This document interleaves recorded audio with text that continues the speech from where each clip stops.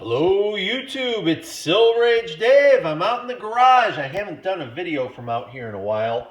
I mentioned in my last video I had a major announcement that unfortunately, or fortunately, I don't know, it has fizzled. Long story short, last Thursday, a week ago, I went in to see my friend John. He owned Cameron's Comics down in Bowling Green, Ohio. It was one of Toledo's newest stores. Really neat place. I did a couple of videos highlighting it.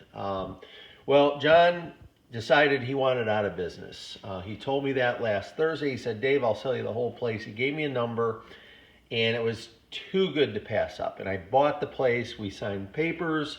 I gave him a bunch of money down Monday, 3 days ago. I loaded up a bunch of stuff in my van, and after the fact, some of the details changed, the timeline changed, and it was just an aggressive timeline that wasn't going to work for me, and we mutually agreed to, scrap the deal. So I don't know exactly what John's doing yet, but I took the stuff back that I had loaded up, and I said, hey John, I am interested in that one long box of comics. And so this, what you see here is basically one full long box, and I just split it up into these three shorties. It's not in any specific order. I wanted to run through it real quick, just fast, fun video. John gave me all these comics for $100, and I appreciate that. I think there's other stuff that I may end up buying from him. If you look at the Cameron's Comics video, the store over the last year has been plagued by road construction, and I think that's what drove John out of business. But I'm just gonna, you know what I'll do? Let me pull some stuff out of here so I've got some space. And I'll just fly really quick. I might just do one short box today. We got Green Lantern #2. We've got Dark Knight's Metal #6. John has prices on these, but I don't know if these are current or if these were the prices at a point and then they went down, on newer issues. That's the facsimile edition of 252. We've got a couple issues of Doomsday Clock #1, and I have all of these in multiples already, but some things I don't mind having extras. And I'm going to be doing a video next. Someone asked a great question, and I'm going to answer that question. And it regards, being a collector versus being a hoarder. Other people have talked about that stuff, but when I watch some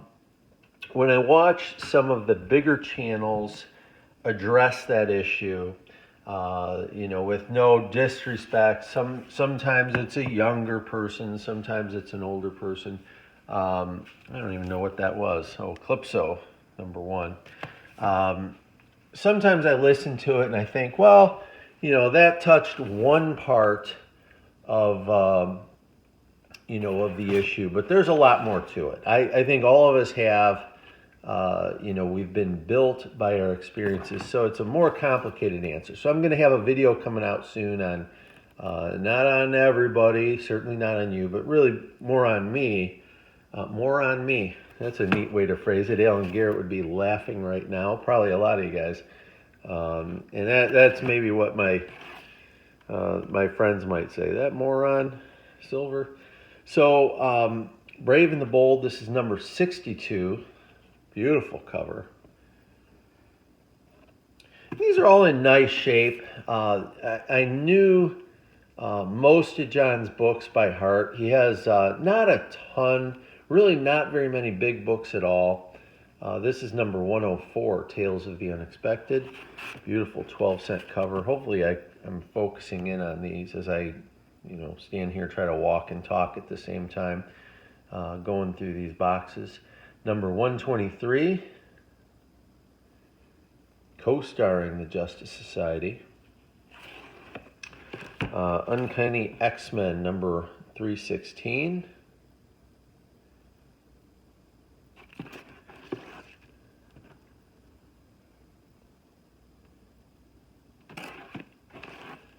X-Men blue variant. As it goes on pricing, let's see, this Dark Days the casting, number 1. That's looks like a holofoil. I don't know, it used to be a year or so ago, John would get variants in and he would just sell the variants for cover price or sometimes mark them up $1. I'd go to other stores and they'd have something for $10 and he would be selling them for $1, like $1 over, cover price. But I think as the economics changed, the city of Bowling Green ripped up all the Main Street roads. And if you're not from here, this really doesn't matter. But, everyone lives somewhere. And, for commerce to happen, you have to be accessible. And they tore up all the downtown roads. And his business just dropped off. You couldn't get around. I'm talking for like a year. And you couldn't get around. They got rid of all the parking in front of his place. And so now, if you're going to go to the comic store, it's a heck of a commitment. This is Silver Surfer Black, number 1, sketch variant. And this looks like Black Cat, number 1, sketch variant. Don't have to linger on those too long. And this is first appearance of Dylan Brock, Venom, number 9. Couple of free comic book day issues. So, people just couldn't get in and out of his place. And in overtime, that really affected his business. And then he couldn't afford to stay there. And he ended up having to move the store to a much smaller place. He sold off some of his stuff, fixtures, display cases. That's a variant cover, number 1, Arrow. And when he moved to the new place, that road wasn't under construction, but it was smaller. It was off the main strip, and people didn't really know where he went because it just happened. And he made announcements on Facebook and things like that. But business suffered, and then they tore up that street. And really, it's more than a year into the process. That's 193 first print. And I feel really bad for John. He ran a neat store. Every book that came in got bagged and boarded. New Comic Day, when you pick one off the shelf, they were just all perfect. Captain Marvel number 8, first appearance of Star. So, I think John was doing what he needed to do to be a, somewhat successful LCS. Not I wouldn't say over the top successful. X-Men 210. There's a DC Special number 17.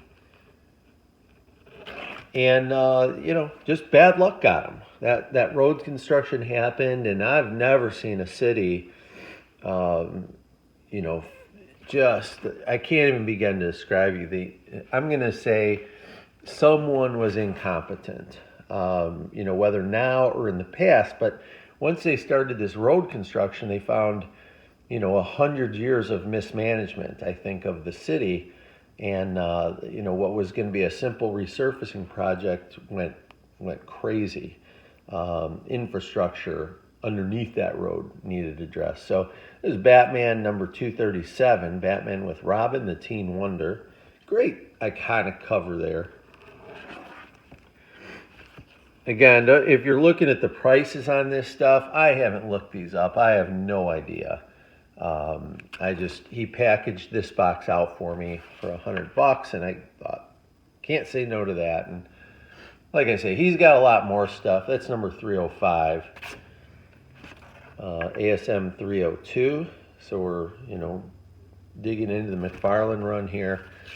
These copies are just perfect and beautiful. I have all these, but it's a time in collecting. It was very fun and exciting, and McFarlane he did a nice job on these.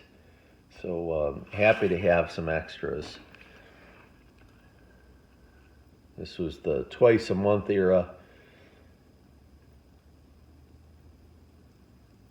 314 there. And there's 310. I got to put these in order. House of Mystery number 219. Don't mess with that little alligator, buddy. I'm pretty certain I have this already. This one's a little beat, but still nice to add. Spawn number 4. I'm gonna move this box up a little bit into the daylight. So I thought, and I shared with a few people in the community and a few friends outside the community that I had bought an LCS. I mean, papers were signed. I gave them money, and if I don't want to say it fell apart. We I think John was frustrated. His timeline changed, and then I just couldn't work with that timeline. Really what happened is when I agreed to buy the store, a week ago, I thought I was going to have 3 weeks to figure it out and then get everything out of there. And this week for me is very, very busy with the kids. And, my wife is celebrating a birthday today. We're going to spend the day together. Today's Thursday. And then Saturday is our anniversary. And, I have a daughter who's got sports. She's a tennis player for her high school. And she's got a lot of events. This is JLA number 102.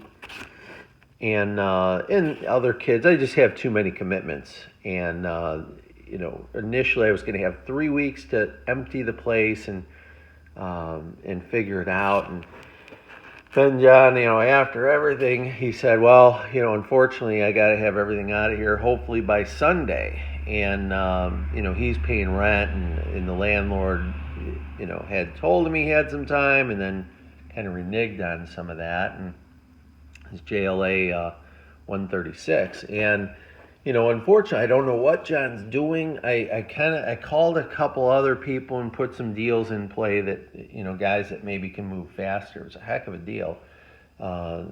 This is number 3. I don't know if this is a variant or a B cover or he's got a high price tag on these, a couple of Batman number 3 and 4. And I own them, but I didn't realize that, they could carry that price. They were perfect, never read, so maybe because of that.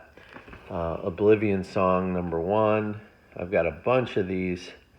Quite a while ago, I bought the Advance Edition from John, which I think had the first 5 issues in it.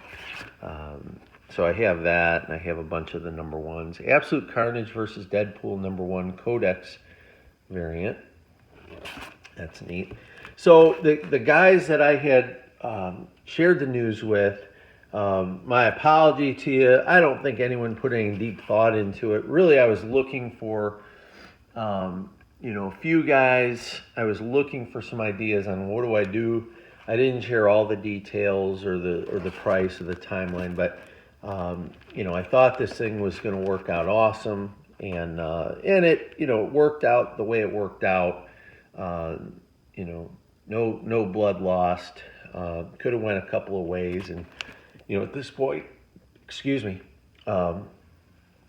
at this point, I'm really happy with the books I picked up. These early Star Wars, I've had my eye on these for a long time. John had $12 on each of these, and I wasn't. They're probably worth that.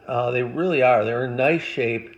But I have, a whole long box of Star Wars, and I wasn't going to buy them, or spend that much. And, so now they found their way to me anyway. And isn't that what I always say? Comics find me. So I found it funny. These happen to be in the one box I bought. There's number 14. These are, some people call these Whitman variant reprints, but I think they came out about the same time. They came out in a 3-pack, so 13, 14, 15 here came together, and those are unread. There's number 40. I'm just going to flop through these. Number 71. He really didn't have any, I'd say, key books. Certainly not any big keys, but lots of this stuff that, it adds up. And some of the newer stuff, I've been avoiding LCSs for a while. There's Web of Spider-Man 31, kind of a cool cover. I've been avoiding LCSs, so, there is some newer stuff in here. Sorry, guys, I'm choking up a little bit. Not crying, choking up, just need to drink my coffee, but I'm a little busy.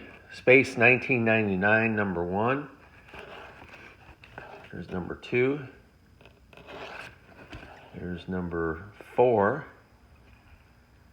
Really nice shape. And there's number 7. I don't know what happened to the other ones. Maybe they got pieced out of there. There's some who's who's. Maybe I can say it right. Who's who. And I have all these. This one is by far my favorite. If you ever see this one laying around, it's a great Batman episode. Happens inside here. Always happy to have more. Daredevil 41, The Death of Mike Murdock. Nice issue. We got Brave and the Bold, 100-page, number 115. Batman and the Atom. And then there's number 116 with the Spectre. And then I'm just going to stop after this box. We'll keep it as short as can be. But thank you to the guys that kicked in a few cents. I did have a few conversations, a few of my local buddies. And, sometimes things work out, sometimes they don't. In this case, I'm going to take it as a win. I think this is a first print Classics Illustrated here. I'm going to open that up and check it out. But at some point, I might go through these other boxes. It's just a whole bunch of different stuff in here, different mixed bag of things. And but I don't want to linger too long and make this video go crazy. We'll just keep it short. So guys, I'm thinking of you. Today's Thursday. Make today awesome. Silver Age Dave is out.